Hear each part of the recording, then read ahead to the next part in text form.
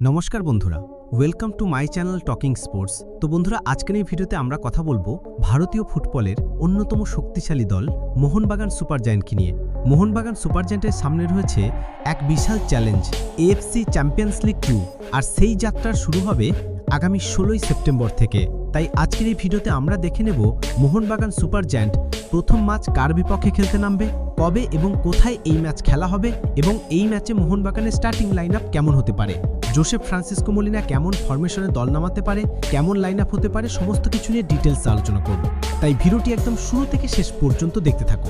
আর যারা চ্যানেলে প্রথমবার এসেছো তারা অবশ্যই চ্যানেলটি সাবস্ক্রাইব করে পাশে থাকা বেল আইকনটা প্রেস করে রাখো।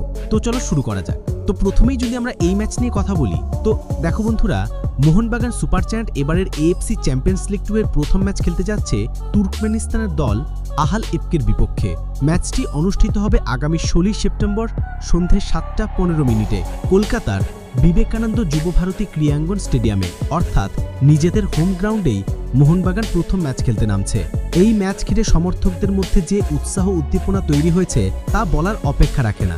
যেখানে মোহনবাগান এই মরশুমে বেশ শক্তপোক্ত দল গড়েছে, ব্রাজিলিয়ান উইঙ্গার রবসন রবিনো এসেছে নতুন শাইনিং হিসাবে, যিনি তার গতি আর ফিনিশিংয়ের জন্যই পরিচিত।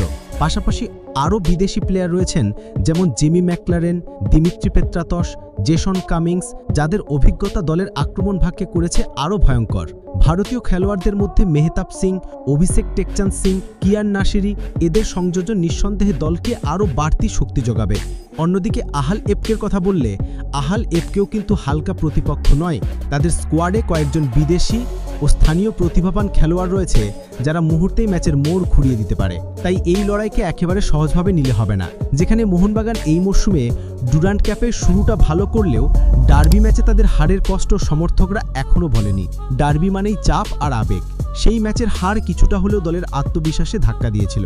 তবে ভালো খবর হলো, এরপর থেকেই কোচ মলিনা ও তার কোচিং স্টাফরা পুরো দলকে নিয়ে শুরু করেছেন কঠোর অনুশীলন। বিদেশি খেলোয়াড়রা একে একে এসে গেছেন, রবসন রবিনো যোগ দিয়েছেন, আর এখন দলের ভেতরে যে সমন্বয়টা গড়ে উঠছে সেটা সমর্থকদের জন্য নিঃসন্দেহে বাড়তি উৎসাহ দেবে।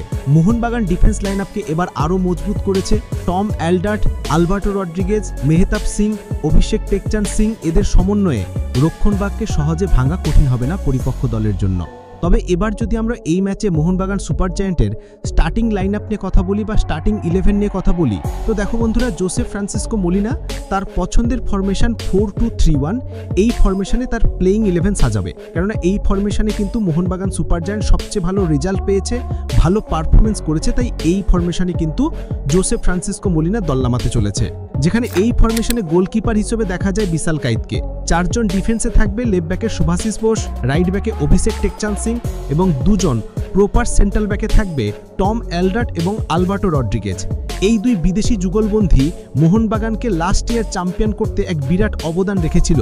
সুতরাং এদেরকে দেখা যাবে মোহনবাগানের হয়ে এই মরশুমে প্রথম থেকেই স্টার্ট করতে।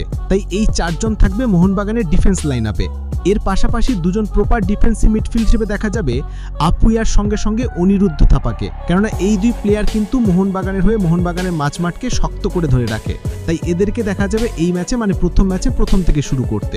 এছাড়াও 3 জন অ্যাটাকিং মিডফিল্ড হিসেবে দেখা যাবে লেফট উইংয়ে লিস্টান কোলাসোকে এবং রাইট উইংয়ে রবসন রবিনহোকে, এবং 1 জন নাম্বার 10 বা অ্যাটাকিং মিডফিল্ড হিসেবে দেখা যাবে শাহাল আব্দুল সামাদ কিংবা দিমিত্রি পেত্রাদসকে। তবে আমার যেমনটা মনে হয়, শুরুর দিকে হয়তো মোহনবাগান শাহালের সঙ্গে স্টার্ট করবে, কিন্তু পরে দিমিত্রি পেত্রাদসকে দেখা যাবে সাবস্টিটিউট প্লেয়ার হিসেবে মোহনবাগানের একাদশে, এবং 1 জন প্রপার স্ট্রাইকার হিসেবে দেখা যাবে জেমি ম্যাকলারেনকে। তো এরকম হতে পারে বন্ধুরা মোহনবাগানের প্রথম ম্যাচে আহাল এফকের বিরুদ্ধে স্টার্টিং লাইন আপ।